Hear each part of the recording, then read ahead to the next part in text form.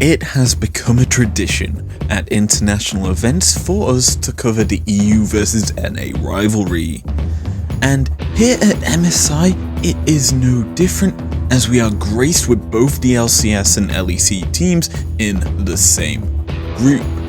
As such, we got to see the West clash several times over and grow our understanding as to which region was atop of the pecking order. So, strap on in as we deep dive into EG vs G2. Before we get into any action on the Rift, let's start with the drafts. Two very strong team fighting comps, but with very differing aims.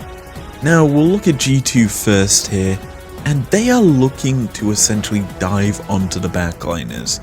4 of the 5 members want to do this, and the 5th member being the Senna, she has the range from her passive soul collection to stay away from the kill-hungry EG players. And when I say that, you have to then realize what EG have drafted.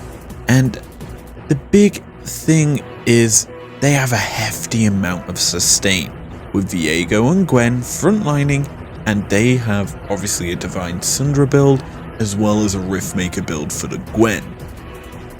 They're looking to essentially isolate the Senna and pick her off with a TF who can Destiny into the backline, gold card her, stun her up long enough for the Viego to heartbreak her in, and the Gwen to snip through the health bar. And if this doesn't work, they essentially have a bit of protection for Danny, as the Tom Kench is able to provide the peel for that Jinx, who is pretty much EG's primary carry, especially considering he won MVP during the spring split. Moving swiftly into the fight, 21 minutes on the clock, and everything is relatively even. However, in my opinion, EG have already made their first mistake, as Jojo takes an exceptionally late reset, which he thinks he can do, obviously because he has TP. However, G2 recognizes. They are very confident with all 5 members there. They barrel on into the pit, forcing the rest of the EG members to back away, which then allows G2 to burst the Drake. And honestly, pausing here, Drake is secured for G2, but look at EG's positioning. This is a huge point of talk, as Jojo obviously is nowhere near the play. He's just TP'd back in and has sure popped his Destiny, but for EG there is nothing to fight for. Secondly, Impact is in a position where he is forced to engage. He's just skipped over the wall as Gwen with no flash summoner spell, and as such he is essentially a noble sacrifice. As for Inspired, he is firstly nowhere near the Drake, which begs the question, why are EG around here if they aren't even going to contest the 50-50 smite fight? He could have in theory just heartbreak it in and gone and tried to fight it, but he doesn't. Or EG could have just gone and said, sure, you can have this Drake that's pretty meaningless, we'll take Baron, and then force G2 to go answer that. At least then you're guaranteeing the 50-50 smite fight. Here you're giving it up. Now, we'll just start rolling things on to see how this plays out. As expected, Impact is popped by Yasuo's ultimate, whilst alongside this, Targamas hooks up Inspired, and as the Dawning Shadow is launched from Flakkid Senna, he forces the stopwatch out of Inspired to essentially allow his team to escape even more.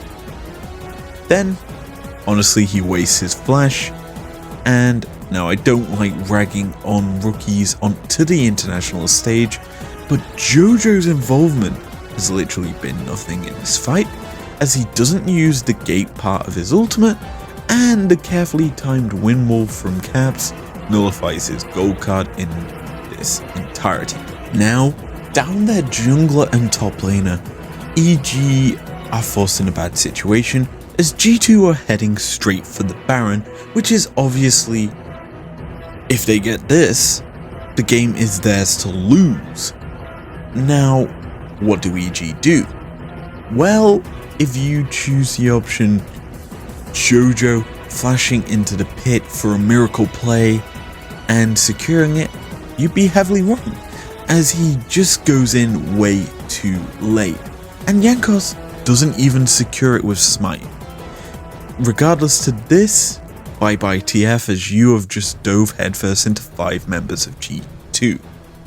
Finally, to round this play out, we have the big boy Jankos play to talk about.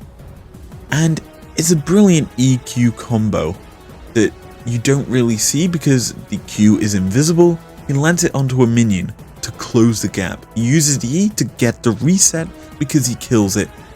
And as such, he uses the second E, goes in, pops the Moonfall, and what you know, caps his last breath, comes through, and that is bye-bye to Danny.